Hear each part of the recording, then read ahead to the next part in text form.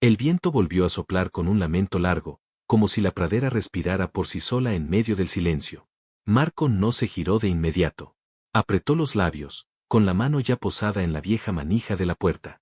Había oído muchas voces implorantes en su vida. Algunas sinceras, otras disfrazadas de necesidad.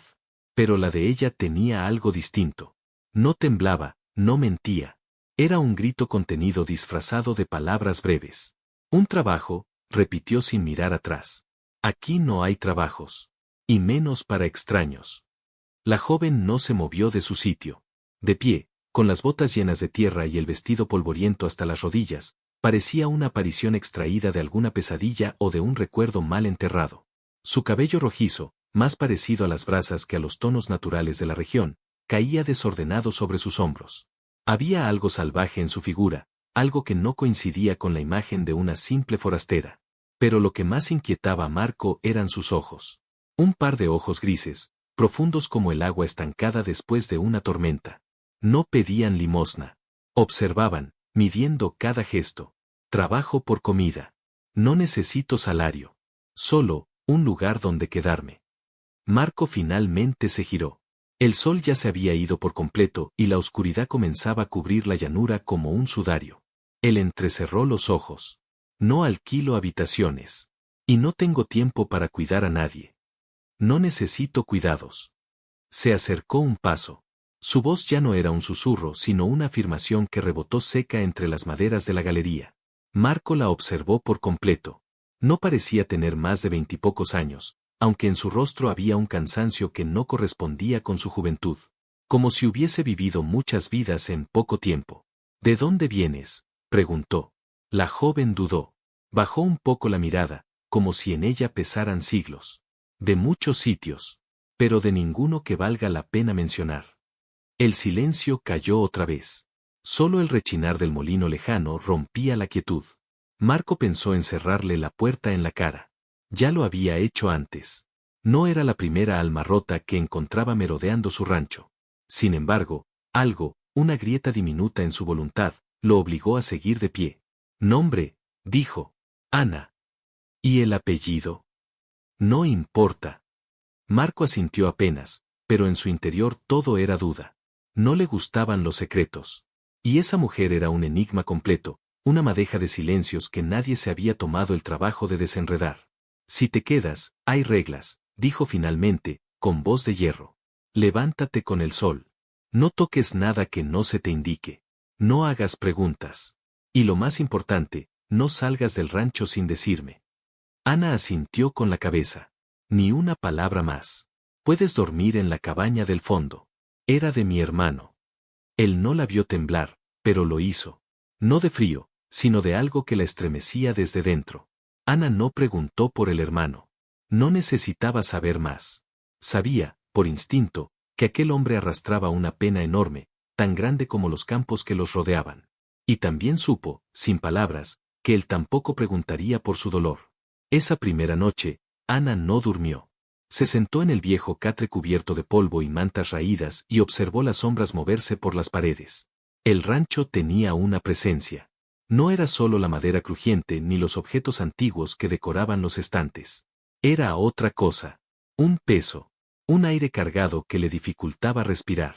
Como si los recuerdos de alguien hubieran quedado atrapados en las tablas del suelo. Se quitó las botas y caminó descalza sobre la madera fría. Encontró un viejo espejo agrietado en la esquina. Su reflejo estaba distorsionado, pero allí estaban sus ojos, los mismos que tantos otros habían aprendido a temer. Se acarició el brazo izquierdo. Bajo la tela había cicatrices, como marcas antiguas de un mapa ya olvidado. Pero no se detuvo a recordar. No podía. No debía. Afuera, los caballos relinchaban suavemente. Y más allá, bajo el cielo estrellado, Marco caminaba con una linterna en mano, asegurando los cercos. Dormía poco. Desde la muerte de su hermano, las noches eran sus enemigas. Las pasaba vigilando, como si de algo tuviera que protegerse. O tal vez, protegiendo algo que ni él mismo entendía. Los días siguientes transcurrieron sin palabras innecesarias. Ana se levantaba antes que el sol, lavaba, barría, alimentaba a los animales, y regresaba al final del día cubierta de tierra y sudor. Marco observaba desde la distancia. No era común ver a alguien tan joven trabajar así sin quejarse, sin reclamar, sin descanso. Pero más le sorprendía que jamás preguntara nada.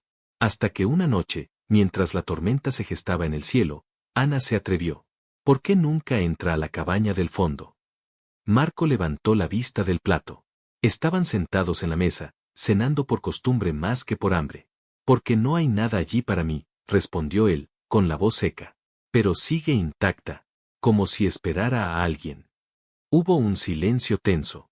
Luego Marco se levantó, dejando los cubiertos sobre la mesa. Esa es una pregunta. Y dijimos, nada de preguntas. Ana no respondió. Pero sus ojos sí. Y Marco lo sintió clavarse en su espalda como agujas. Había cometido un error al dejarla quedarse. Algo en ella era demasiado lúcido. Como si viera más de lo que mostraba. Como si supiera. Esa misma noche, mientras la lluvia golpeaba con fuerza los tejados, Ana abrió un viejo cuaderno escondido en su bolso. Las páginas estaban húmedas, torcidas por el tiempo. Y la tinta, aunque desgastada, aún podía leerse.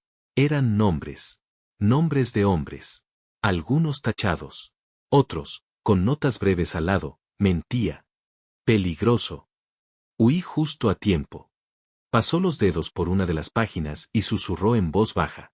Marco Díaz. No había nada escrito al lado. Aún. Le preguntó a Marco. ¿Todo bien contigo, Díaz? Marco se detuvo en seco, los bultos aún en brazos. Catalina, a su lado, sintió como la tensión se apoderaba del ambiente de repente. El serif, viejo conocido del pueblo, lo miraba sin hostilidad, pero con esa clase de inquietud que se reserva a los misterios que nadie se atreve a nombrar.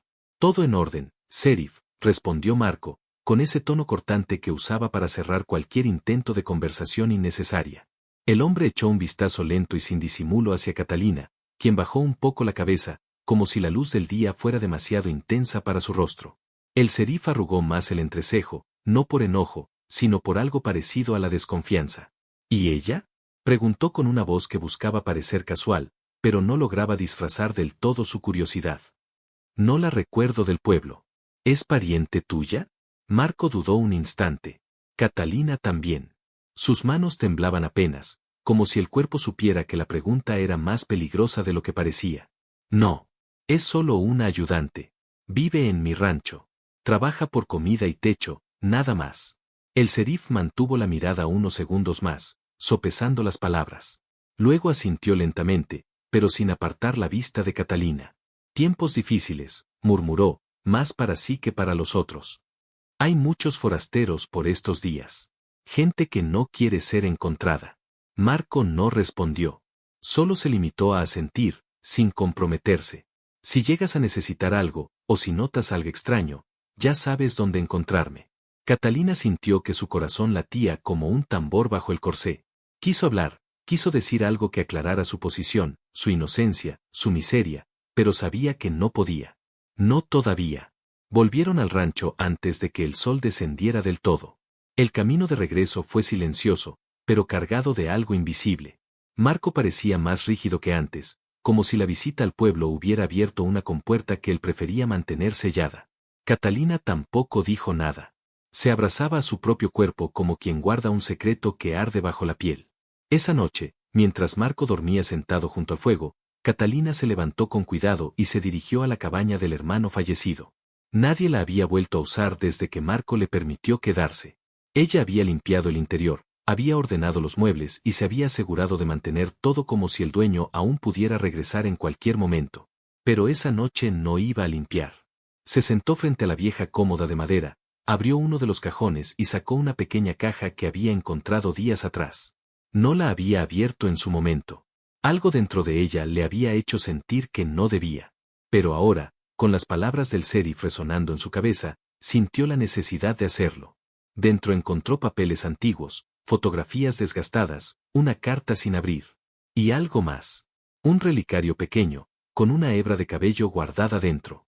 Catalina lo sostuvo entre sus dedos, sintiendo un peso desproporcionado para un objeto tan liviano. La carta tenía un nombre en el frente, Esteban Díaz. El corazón le dio un vuelco. No necesitaba leerla para entender lo que era, una carta jamás entregada, un adiós no dicho, una historia interrumpida. Pero lo hizo igual. La abrió con manos temblorosas y leyó en voz baja, apenas audible. Querido Esteban, sé que esto no tiene perdón, pero no podía quedarme más tiempo. Catalina sintió que una punzada le atravesaba el pecho. Esa caligrafía, la conocía. No la de primera mano, pero sí la había visto antes. En un diario escondido.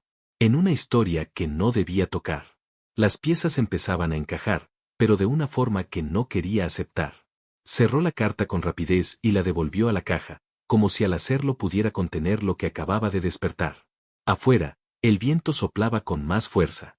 Y Marco, aunque parecía dormido, abrió los ojos de golpe, sintiendo que algo había cambiado en el aire. Algo que no entendía, pero que sabía que venía de dentro de su propia casa. La siguiente mañana fue distinta. Catalina trabajaba con la misma entrega de siempre, pero Marco la observaba con ojos más agudos. Había notado algo en ella, una inquietud nueva. Como si ya no estuviera tan cómoda. Como si supiera que había cruzado una línea que no debía. Y entonces, una carta anónima llegó al rancho. No tenía remitente. Solo un sobre amarillo con letras toscas escritas a mano. Cuidado con la pelirroja. No es quien dice ser. Marco la sostuvo largo rato entre los dedos. La quemó sin decir nada. Pero algo dentro de él ya no volvería a ser igual. Esa tarde, al caer el sol, Catalina se quedó más tiempo de lo normal en el establo. Uno de los caballos parecía inquieto, y ella lo acariciaba con una ternura que no mostraba con nadie más. Marco se acercó despacio, sin anunciarse. ¿Conoces a alguien llamado Esteban? Preguntó de pronto. Catalina se paralizó. No volteó. No respondió. Lo encontré en una carta. En la cabaña. Marco se acercó más. Decía cosas que tú podrías haber escrito. Pero no eran tuyas. Oh sí. Catalina giró lentamente. En sus ojos no había sorpresa, ni siquiera miedo. Solo una aceptación lenta. Como si supiera que ese momento llegaría tarde o temprano. No lo conocí personalmente, susurró. Pero sí conocí a quien escribió esa carta. Marco dio un paso atrás. Su respiración era lenta, controlada. Pero sus ojos estaban llenos de preguntas. ¿Quién eres en realidad, Catalina? Ella bajó la mirada. El caballo relinchó suavemente, como si sintiera el peso de la verdad a punto de estallar. Soy la hija de la mujer que destruyó a tu hermano. Un trueno estalló en la distancia. El viento sopló más fuerte, levantando tierra del camino como si la tierra misma quisiera tragarse lo que acababa de revelarse. Marco no dijo nada. Solo la miró, con el corazón latiéndole tan fuerte que podía oírlo en los oídos. Catalina levantó la vista. Y por primera vez, sus ojos no evitaron los de él. Vine aquí para entender por qué lo hizo. Y para pagar una deuda que no es mía. El silencio que siguió no fue solo ausencia de sonido. Fue el inicio de algo más profundo. Una grieta. Un abismo. Y en ese abismo, ambos estaban cayendo. El amanecer trajo consigo un silencio aún más espeso que el del día anterior. Las aves que normalmente trinaban con entusiasmo parecían haber perdido el canto. El viento, que solía jugar entre los pastizales, pasaba ahora lento, arrastrando el polvo como si también él presintiera que algo se acercaba. Marco se despertó antes del primer rayo de sol. Había dormido mal. Soñó con disparos, con pasos apresurados entre la maleza, con gritos apagados por la distancia, y con una mujer corriendo bajo la lluvia, la misma melena roja empapada, girándose para mirarlo con unos ojos llenos de desesperación.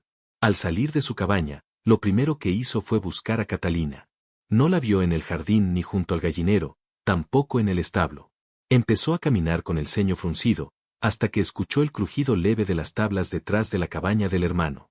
Allí estaba, sentada en el suelo, con las piernas recogidas contra el pecho, y los ojos perdidos en el horizonte. Su vestido estaba manchado de tierra y sus dedos se mecían nerviosos entre ellos. No lo vio venir. No hasta que Marco se aclaró la garganta. No han vuelto, dijo él, sin rodeos, tratando de sonar firme. No hay nadie preguntando por ti. Ni el sheriff, ni sus hombres. Catalina levantó la mirada lentamente. Tenía los ojos hinchados. Se notaba que no había dormido en toda la noche. Pero vendrán, susurró. No era una suposición. Era una certeza. Marco se quedó en silencio un instante, observando su rostro. Era el mismo que había visto al principio, joven, frágil, pero ahora lo notaba desgastado, como si los días en su rancho no hubieran hecho más que desenterrar heridas en vez de sanarlas. Quiero ayudarte, dijo por fin. Pero necesito saber. ¿Quién te busca? Catalina desvió la mirada, mordiéndose el labio inferior. Se le notaba la lucha interna. Era evidente que quería confiar, pero algo muy profundo, se lo impedía. Aún así, después de unos segundos, suspiró como quien se rinde ante lo inevitable. Hay algo que no te he dicho, empezó, con voz apagada. Mi nombre sí es Catalina, pero no Fernández. Ese apellido lo tomé hace 2 años, en otro pueblo. Era el nombre de una anciana que me ayudó cuando no tenía dónde dormir. Me lo inventé cuando tuve que desaparecer. Marco la miró fijamente. No dijo nada, solo esperó. Mi verdadero apellido es Marlet. Catalina Marlet. Marco frunció el ceño. Ese nombre no le decía nada. Pero algo en su tono le hizo saber que el apellido tenía peso. Catalina continuó, cada palabra como un pequeño cuchillo. Mi padre fue John Marlet. Tal vez lo hayas oído nombrar. Dueño de un prostíbulo en El Paso. Hombre violento, comerciante de vidas ajenas. Nunca lo conocí realmente. Mi madre escapó de él cuando yo era una niña. Vivimos escondidas durante años, de un sitio a otro. Pero él siempre nos encontraba. Ella murió cuando yo tenía 12, por una paliza que le dieron unos hombres que venían de parte de él. Desde entonces, he estado huyendo. Lo último que supe es que él murió también, hace unos años, pero los que trabajaban con él, los que manejaban su negocio, siguieron operando. Y uno de ellos, uno en especial, me busca. Marco escuchaba en silencio, los brazos cruzados, el cuerpo tenso. Catalina bajó la mirada. Lo vi una vez, hace 1 año. Pensó que no me reconocía, pero yo sí lo vi. Sabía que me había encontrado. Huí esa misma noche. Y desde entonces, siempre tengo la sensación de que está cerca. ¿Y por qué piensas que ahora? Preguntó Marco, casi en un susurro. Catalina lo miró. Y esta vez, no hubo titubeo en su voz. Porque donde voy, siempre terminan apareciendo los carteles. Y las preguntas. Y la recompensa. El silencio se extendió entre ambos como una sombra. Marco no sabía qué decir. Sintió la urgencia de alejarse, de proteger lo poco que quedaba de su vida tranquila, pero también sintió algo más fuerte, la certeza de que Catalina no era una criminal. Era una víctima. Una que ya había pagado más de lo que debía. ¿Tú crees que el sheriff? No lo sé. Tal vez no sabe nada. Tal vez ya lo sabe todo. Pero algo me dice que esta vez no escaparé a tiempo. Esa noche, Marco se sentó solo en el porche, una escopeta vieja apoyada contra la pared, observando el horizonte como quien espera que la oscuridad revele su secreto. Catalina no salió de su cabaña. No hubo cena. No hubo palabras. El cielo se había cubierto de nubes oscuras y el olor a tormenta impregnaba el aire. En la distancia, una figura a caballo se detuvo en la cima de una colina. Inmóvil. Observando. Marco entrecerró los ojos, el corazón apretado en su pecho. No era el sheriff. Tampoco un aldeano. La figura giró el caballo y desapareció entre los árboles. A la mañana siguiente, Marco encontró un papel clavado en la cerca. No estaba ahí la noche anterior. Era un recorte de periódico, amarillento, con un retrato borroso de una mujer de cabellos rojizos. Abajo, escrito a mano, un mensaje. Las serpientes siempre vuelven al nido. Marco arrugó el papel entre sus dedos. La guerra que Catalina traía consigo ya había llegado. Y su rancho, su tierra sagrada, su refugio de la memoria, iba a convertirse en un campo de batalla. Los puños chocaron con fuerza contra la carne y los huesos, y el polvo se alzó alrededor como una cortina densa, testigo mudo de la violencia desatada. El cuerpo de Bruno cayó pesadamente sobre la tierra seca, pero no se rindió. Se levantó enseguida con una mirada encendida por el odio. Marco, aún con el pecho agitado, retrocedió apenas un paso, listo para el segundo asalto. Catalina, a unos metros, no podía moverse. Sus manos se aferraban a la tela del delantal, y sus pies parecían clavados al suelo. La escena ante sus ojos era tan real como las pesadillas que había tenido durante años. Solo que esta vez no estaba sola. Esta vez, alguien peleaba por ella. Bruno lanzó un grito furioso y cargó de nuevo. Pero Marco, con la fuerza nacida del amor y la rabia, lo interceptó con un golpe en el estómago que lo dobló en 2. Aprovechando su ventaja, lo tomó por el cuello de la camisa y lo empujó contra la cerca, donde las tablas crujieron bajo el peso del cuerpo golpeado. No te atrevas a volver a poner un pie aquí, le escupió Marco al rostro. Si la vuelves a buscar, no vas a salir caminando. Bruno, con la cara cubierta de sangre y polvo, rió. Una risa seca, amarga, carente de cordura. ¿Crees que se va a quedar contigo? Jadeó. No sabes lo que es ella. No sabes las cosas que ha hecho. ¿Crees que la conoces? Ella es tan sucia como todos los lugares donde ha estado. Fue entonces cuando Catalina, que hasta ahora no había emitido palabra, habló con una voz que no parecía suya. Cállate. Su tono fue firme, profundo, quebrado por años de silencio acumulado. Caminó hacia ellos. Sus pasos eran lentos, pero cargados de una decisión irreparable. Bruno la miró, y por un segundo pareció desconcertado. Cállate, Bruno. Tú me hiciste eso. Me quitaste todo.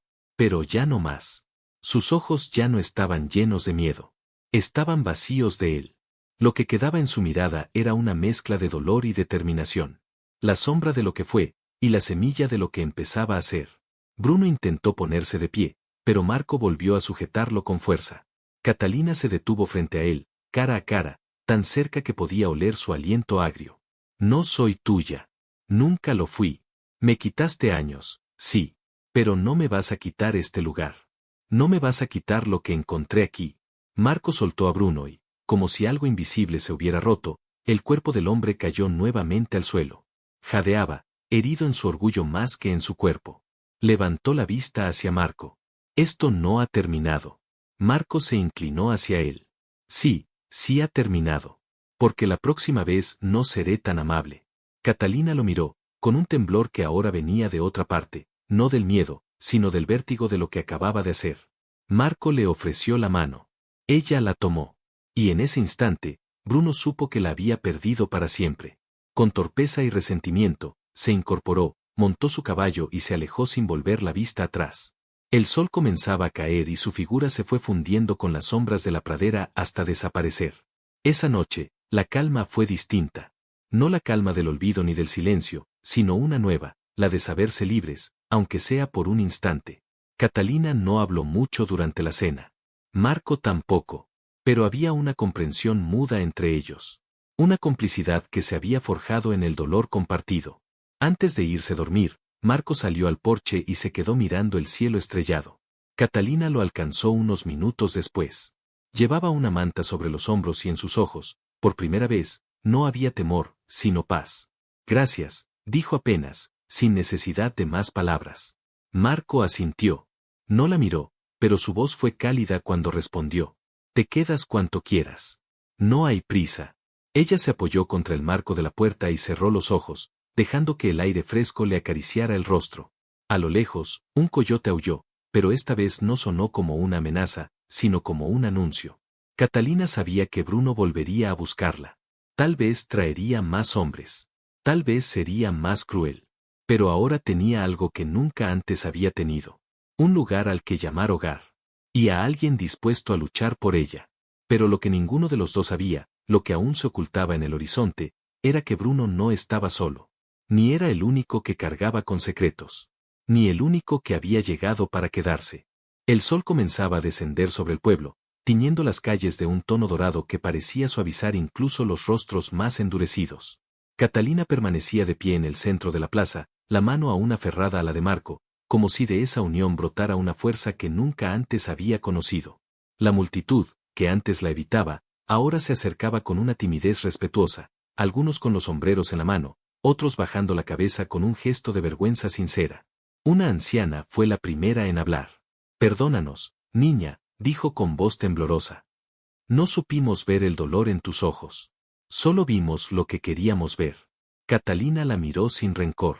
Asintió suavemente, sin palabras, pero con un brillo en la mirada que hablaba de un perdón silencioso, profundo. Y uno a uno, otros siguieron ese gesto. Un panadero que había murmurado a su paso. Una joven que alguna vez le había negado un saludo. Un anciano que la había mirado con desconfianza desde su silla en la entrada del almacén. Todos, uno tras otro, le ofrecían pequeñas disculpas, gestos humildes que lentamente comenzaban a restaurar una dignidad largamente arrebatada. Bruno, custodiado por el serif, observaba desde el fondo de la plaza. Ya no tenía el porte del tirano. Sus hombros estaban vencidos, y en sus ojos ya no había furia, sino una especie de reconocimiento sombrío. Había perdido, y lo sabía. Catalina no lo miró. No necesitaba hacerlo. Su victoria no estaba en su caída, sino en su propia transformación. Marco pasó un brazo sobre sus hombros cuando notó que las lágrimas se asomaban en sus ojos. No eran de tristeza. Era una emoción distinta. Una mezcla de alivio, de gratitud, de agotamiento. Como si cada músculo de su cuerpo comenzara a soltar una tensión que había cargado durante años. Esa noche, ya de regreso en el rancho, Catalina salió sola al porche. La brisa acariciaba su rostro y el cielo estaba lleno de estrellas, limpias y brillantes como nunca antes. Marco se acercó en silencio, se sentó a su lado y la observó por un momento. ¿Estás bien?, preguntó con suavidad. Catalina tardó unos segundos en responder. Sí, por primera vez, creo que sí. Se hizo un silencio cómodo entre los dos. Uno de esos silencios que no piden explicación, ni promesas, ni palabras dulces. Solo presencia. No sabía que esto podía pasar, dijo ella al fin. Que alguien como yo pudiera tener algo parecido a un hogar. Marco la miró. No había en sus ojos compasión, sino admiración. Porque sabía todo lo que había atravesado para llegar hasta allí. Sabía de la oscuridad, del miedo, de la huida interminable. Y sin embargo, ahí estaba. Entera. Viva. Más fuerte que nunca. Este lugar siempre fue tuyo, le dijo. Solo estaba esperando a que lo reclamaras. Catalina sonrió. Una sonrisa leve, pero genuina. Luego apoyó la cabeza en su hombro. No dijeron más. No hacía falta. Con el paso de los días, el rancho volvió a llenarse de vida. Las flores que Catalina plantaba crecían con fuerza, los animales parecían más tranquilos, y las risas, sí, las risas, volvían a escucharse entre las paredes de madera. Las dos cabañas, que en otro tiempo representaban promesas rotas, ahora parecían espacios de esperanza. Marco empezó a reconstruir la segunda casa, la del hermano, no como un santuario intocable, sino como un símbolo de que el pasado podía honrarse sin quedar atrapado en él. Catalina, por su parte, ya no se escondía al llegar visitantes al rancho. Hablaba con la frente en alto, recibía a los vendedores con cortesía, caminaba hasta el pueblo sin miedo. La niña rota que había llegado temblando al umbral de Marco Díaz, era ahora una mujer capaz de sostener su historia sin dejar que la destruyera. Y en el fondo, ambos sabían que no todo estaría bien siempre, que aún podrían venir días difíciles, que los fantasmas nunca desaparecen del todo. Pero también sabían que ahora, por fin, no estaban solos. Y en un rincón silencioso de la pradera, bajo la sombra de un viejo roble, descansaba la tumba de Esteban, el hermano de Marco. Una cruz de madera sencilla marcaba el lugar. Catalina solía dejarle flores. No sabía qué decirle, pero en su silencio le agradecía haber sido el comienzo de algo nuevo. Porque fue por él, por su ausencia, que Marco se había quedado solo. Y fue esa soledad la que la había hecho llegar. Al final, el dolor que un día los quebró, fue el mismo que los unió. Gracias por llegar hasta aquí. Si esta historia te conmovió, te invitamos a suscribirte al canal, dejar tu like y contarnos en los comentarios desde qué parte del mundo nos acompañas. En Ecos del Alma, cada relato es un susurro del pasado que aún vive entre nosotros. Nos vemos en la próxima historia. Preguntar a ChatGPT.